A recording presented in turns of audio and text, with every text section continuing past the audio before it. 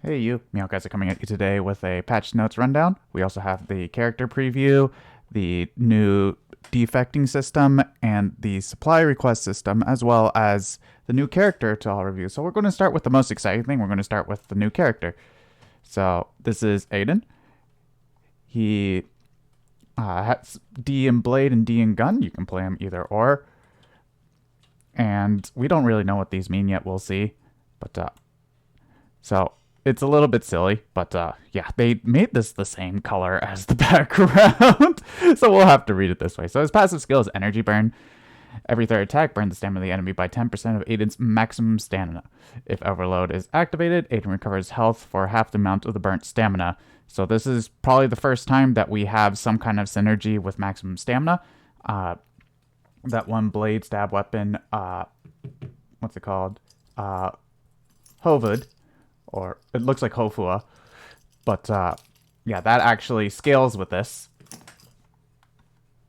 And every time it's if Overload is activated, Aiden recovers health for half the amount of the burnt stamina. Then Overload is a combat skill with a 60-second cooldown. Doesn't say that here, but it says so on the Japanese preview.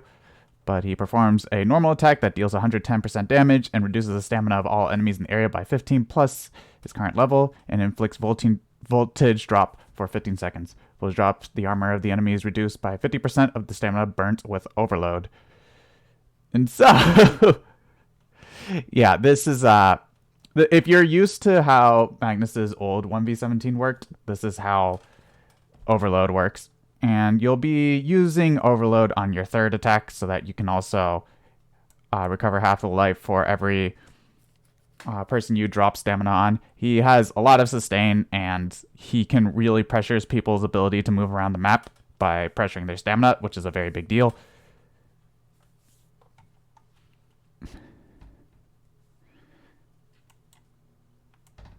But yeah, so as I said earlier, his skills are designed to prevent the enemy from getting stronger by putting pressure on their stamina. He does heal himself, and that healing is a very big deal. I feel like his kit is overloaded, so we'll have to see how it balances out with the fact that he's a D start, and then we'll have to see what his stats look like. I feel like this is going to be a lot of HP regained, because like you're going to use this every minute with this. Like if you're not using Overload off cooldown the moment you have a purple weapon, I'm honestly not sure what you're doing. And as they say, like you can actually recover even more health if you do it in a noisy area. It's a very, very big deal. So you're going to be seeing him in a lot of big fights. It'll actually be kind of funny if we have him and a Magnus in the same lobby, because they're both targeting large areas so that they can get their AoEs off.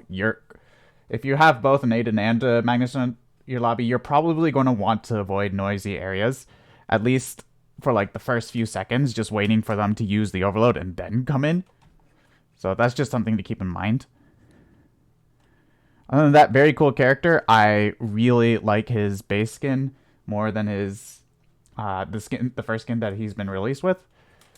And amusingly enough, they decided to stop doing live 2D skins on release characters all of a sudden when we're doing a male character, because reasons, but you know, that's for another day. I have supply request. Supply request is, so basically what it is that during 2 times in the game, which is 360 seconds at the beginning of the game, and that is that's 6 minutes in the game. So it's when Bear Gorilla spawns, right? And 690 seconds after the beginning of the game, which is I believe it's second night, right? You can do a supply request, and you get to basically you channel for 3 seconds, and you get to pick either a scrap metal, iron ore, rubber, leather, thick paper, feather, battery, cloth, alcohol, wire, fertilizer, gunpowder, or you can pick first aid kit, scrambled eggs ×5, and tuna can ×1. These are this is honestly very unimpactful. What it does do, however, is it avoids situations where this is designed to avoid the situation where like you spent the entire like first 2 rounds, you couldn't find a single iron ore, single scrap metal. The leather and the feather is pretty impactful, honestly, because you can actually get away with you know, not being able to find those for quite some time. And I think the cloth is also a big deal just because of Tuxedo. It's not uncommon for like holding double cloth and then sitting on a suit. So being able to supply request that cloth is a big deal. I honestly think most of the time, most people, I mean, myself included, I think I'm going to be picking the scrambled egg, right? Just that 110 in healing. It's free healing, man. Like, if you don't need the ingredients, you take the healing. So it's going to be a boost for everyone. And basically, it helps with the consistency of the game, where you don't have as many games where you just get severely screwed over. Like, if you need the ingredients here, you're already in a bad spot. So it's kind of like a catch-up mechanic. And then if you're already doing well, you just get extra food. And so it's to avoid games where you just feel like there's absolutely nothing you can do, assuming that, like, a player isn't outskilling you. So I think this is a pretty interesting design choice, and I think it helps make the game more new player friendly. And I honestly think this game needs to be more new player friendly, even if it shortens the gap between newer players and experienced players. Because the reality is that there is a lot to this game that makes an experienced player have an advantage over a newer player, and I think it's fine to shorten that gap. And then the dueling system has been reworked, and so new players, experienced players, everyone, we honestly hate the defect system. You have games where you're making 3-4 weapons and they all defect or they all break, and you're just like, what is this? I don't understand. Why? So they're redoing how this is done, right? And so there's a new system. I don't know what PRD stands for, but basically this is what we assume is what happens. When you first craft the weapon, I don't know if the 15 hit grace period still applies, but when you first craft the weapon, you have a 7% chance of it dueling, right? If it duels, it goes to -1. If you hit that 7% again, it goes to -2. And at -2, if you're melee, you have a 2% chance to defect, and range is 1% chance to defect. And so you know at -2 is when you have the chance to defect. And so you can actually do something about this. So Meteor Steel has been reworked. Meteor Steel can be used on every single weapon now to prevent your weapon from getting damaged, defected, or destroyed the next 30 times you attack an enemy. This is a pretty big deal. That helps a lot. Basically, you get twice the amount of grace period. Now, unfortunately, I'm going to need to find footage to see if they removed the 15 hit grace period the moment you craft a weapon, because that was a thing. I don't know if it's still going to be a thing. And then we can now recover a damaged weapon now. And so we can use whetstone, we can use nail, we can use oils. So if your blades or stab, you use a whetstone. If your nail, if your hand and blunt, you can use that. And oils for gun or bow. So we can now do something to prevent our weapons from getting defected. We can actually maintain it. Because of this new mechanic, a lot of items and abilities had to be reworked. And before we go into the patch notes, let's talk about the new pink cell. This is tissue engineering. You get rapid remodeling, and it automatically activates enhanced remodeling that restores 50% of the damage received on each attack for the next 2 seconds. You'll be lucky if this gets triggered twice. Most likely it's only going to get triggered once. It has an 80-second cooldown. If no recovery occurs, the cooldown is reduced by 80%. So that's around, I believe... So divided by 10, 8. So it's 64. So it'll be a 16-second cooldown if you don't trigger it, and then it'll activate again.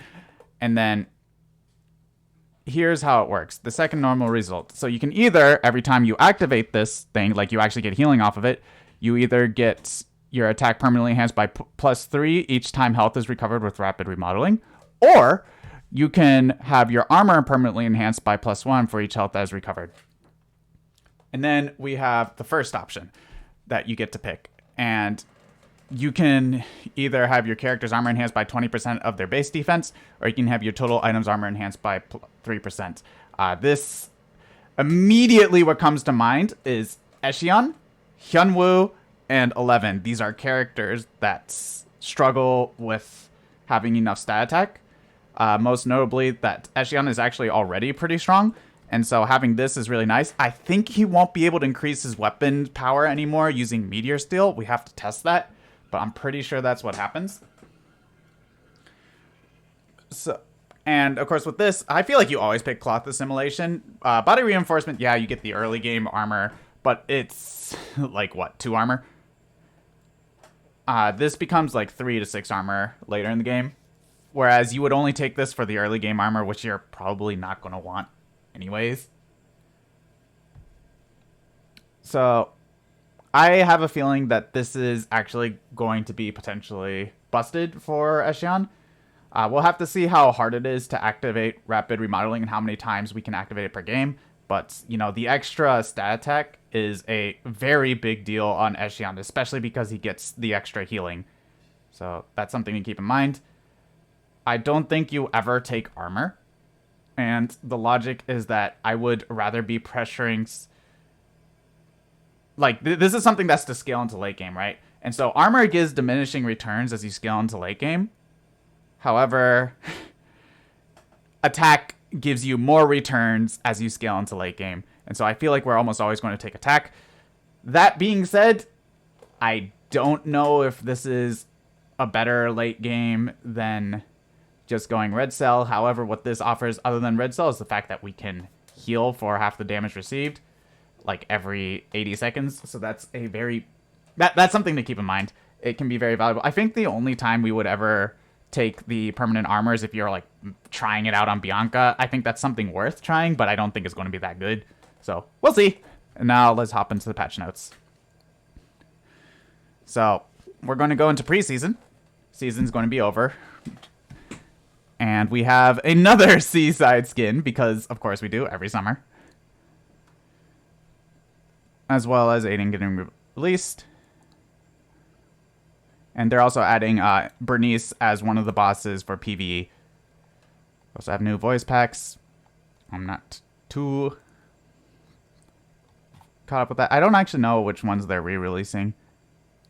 New skins added. I don't see them mentioning anything being re-released on this tech lab. Okay, so Green Cell is getting an adjustment. If you choose the HP recovery while resting increase, instead of +1, it is now +2. So every character will heal for +4 HP every time you use that. This is actually a very significant consideration now, especially just because of rest buffering. It's also a significant consideration on Kathy especially. I don't know if it'll be a viable choice over the stamina, but you never know. And then Ultra Vibration, your armor penetration rate when your HP is above 50% is +9%. I believe it used to be +7%. This just makes, like, Sylvia, for example, much stronger because you always took Red Cell on her anyways. And then Purple Cell got changed, so instead of dress shirt, and Bishop's Cassock, it is now dress, bikini, or Bishop's Cassock. So you can no longer get the dress shirt, you instead get a bikini. I think that makes a lot of sense.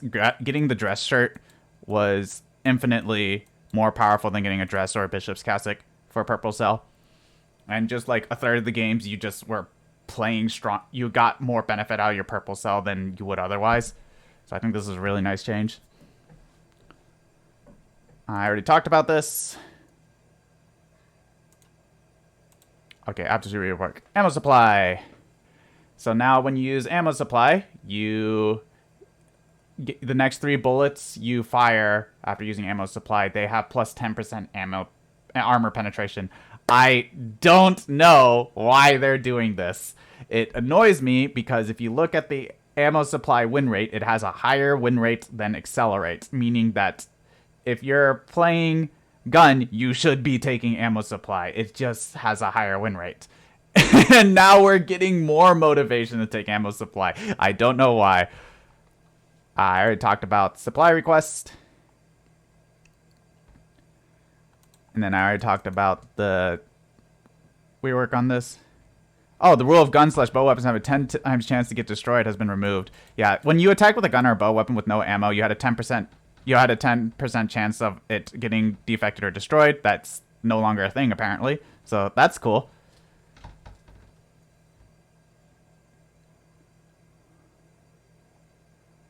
I'm going to have to see exactly what this means. This is not translated very well. Whatever recovers damage weapon one time means. I don't know if it means that I can use the whetstones just constantly or not. We'll have to see. Gunshots no longer notifies the entire map. Now it's just adjacent areas. This is a pretty big deal for newer gun players. However, for veteran gun players, this is actually going to be a nerf for gun. Interestingly enough, we actually want people to come to us. As weird as like, there's a reason why I'm not building a silencer. It's because making the noise is not a detriment. In fact, it's actually good for me to have people come to me. And then if I don't want people to come to me, I can just use the crude silencer. So yeah, this is, I honestly see this as a nerf. Fiora's weapon polishing has been slightly changed. The effect that protects the weapon from damage destruction one time has been removed. But you do gain +2 attack bonus to the crafted weapon, but the bonus can be removed if the weapon gets damaged. I don't know if you can recover that +2 attack bonus when you use like a whetstone on it, so we'll have to see. Heart got changed because defecting is less of a thing, so now if the weapon is damaged by -1, she will deal +3 damage, and then if it's damaged by -2, she'll deal +6 damage, and then, of course, if it's defected, she still breaks the weapon. Hasn't changed, but this will make Dissonance a much larger hit on people, and trying to keep your weapon maintained against Heart is going to be even more important. And then Adela got nerfed. Now to go for a legendary weapon, it is 90 stacks instead of 70. We're going to start seeing people just going for upgrading to purple weapon, and like that's all we're doing on Adela. We're not going to do any of the silly, just rush a purple weapon and try to upgrade to Monkey King Bar. That's going to be more of a meme. Trying to get those 90 stacks in is incredibly difficult, and by the time you do, you've either already won or the upgrade to Monkey King Bar didn't matter enough to swing the game because it's so late in the game and you don't have enough food. That is a very common thing on Adela.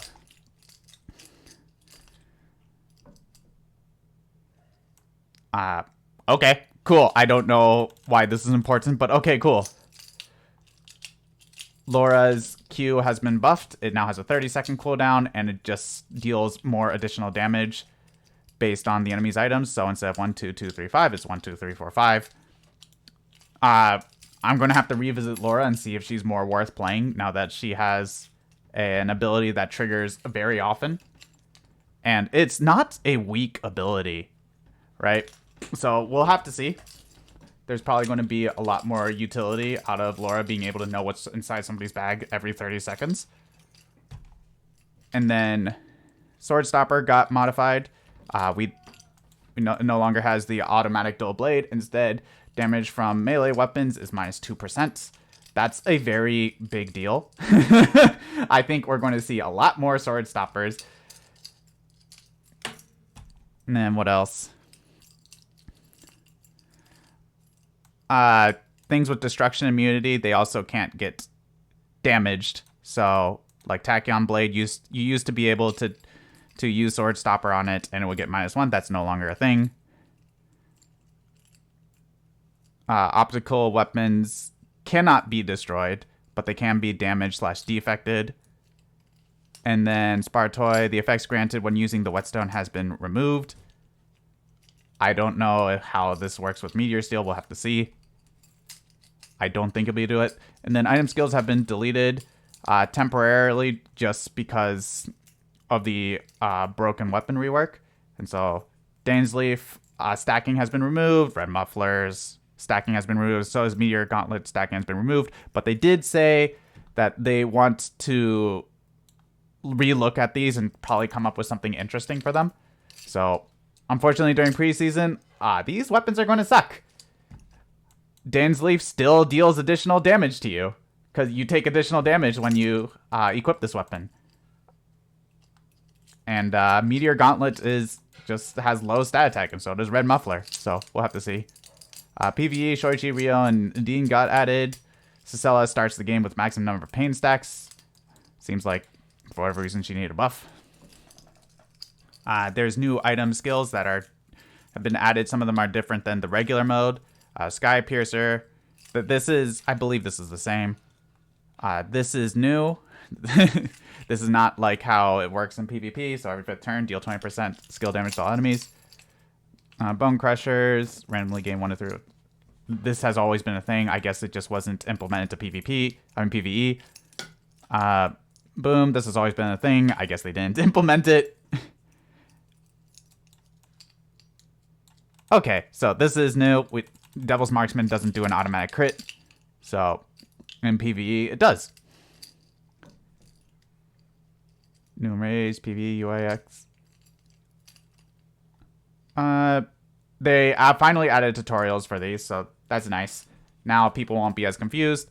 And then for hard mode, they added more time to crafting. The current system was just way too punishing.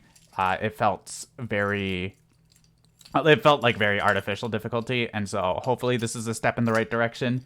Maybe having less time might be a good way of making it more difficult, but I personally think they should just remove it entirely.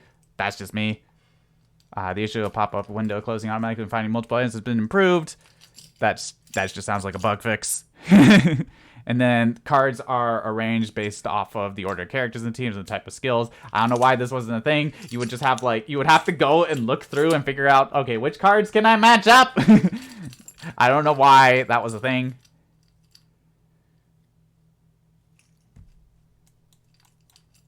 The issue of items being widely displayed has been fixed. That's actually kind of hilarious. And yeah, that's about it. I won't be live streaming Black Survival today because the game's going under maintenance, but I will be doing some Friday Night Funkin'. If you're interested in that, come hang out with me. And I will see you guys in the next video. Peace.